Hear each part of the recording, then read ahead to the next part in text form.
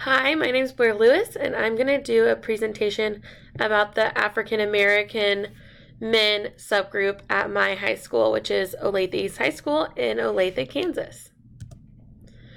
So I watched 13th, which was one of the documentaries I used for my documentaries presentation. And an interesting fact at the very beginning, Barack Obama speaks and states that the United States is home to 5% of the world's population, but then 25% of the world's prisoners. And I just thought that was something really interesting because we're such a small piece of the whole, but then 25% of all prisoners, that's 1 in 4 people that are locked up behind bars, are American citizens. At my high school, we have an enrollment of about 2,000 students, and of those 2,000 students, we have about 10% African American. We have slightly higher percentage boys than girls, so I would say, doing the math, about 120 students are African American men specifically at my school. And that number continues to grow as years go on. We're becoming a lot more of a diverse school. National statistics state that the odds are 1 in 3 that an African American male is incarcerated at least once throughout their lifetime.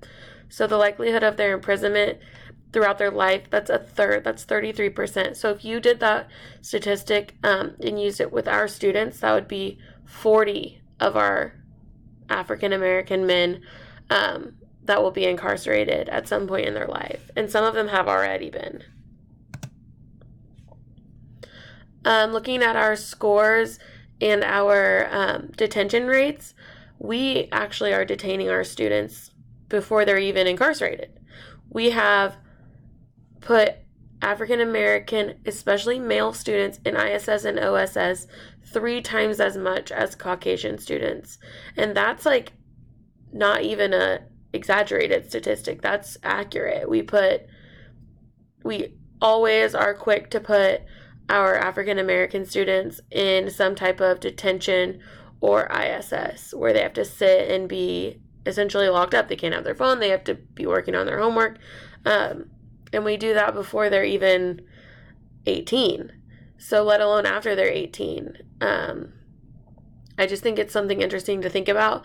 Is there something else that we could do to change that statistic? And why is our statistic like that? Is it true? Should we be doing this? Or are we having unconscious biases towards these students?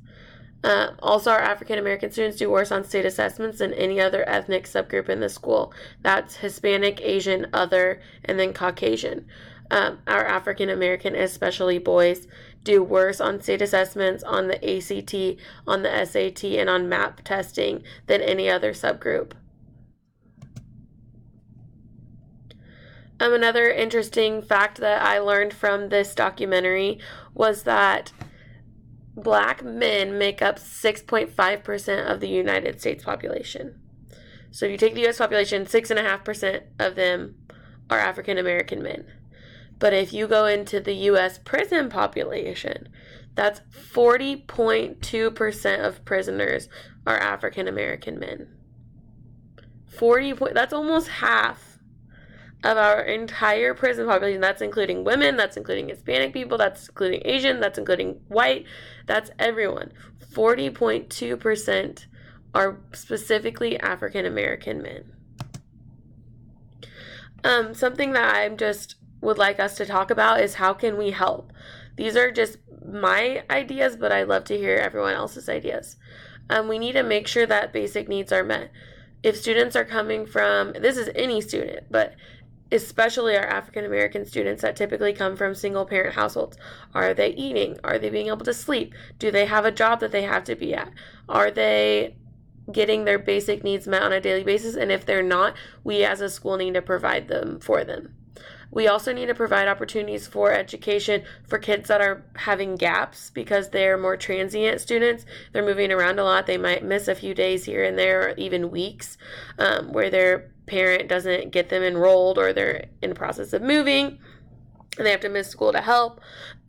Just making sure that we're providing opportunities for students to catch up because I feel like we don't do a very good job of that.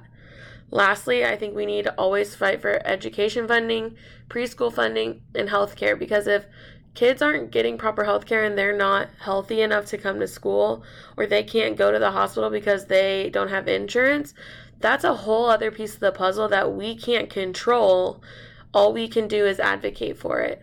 And if we're not going to do that for them, then we can't expect it to get done. We have to put our voices out there and we have to be heard, and we need to do whatever we can to help these kids.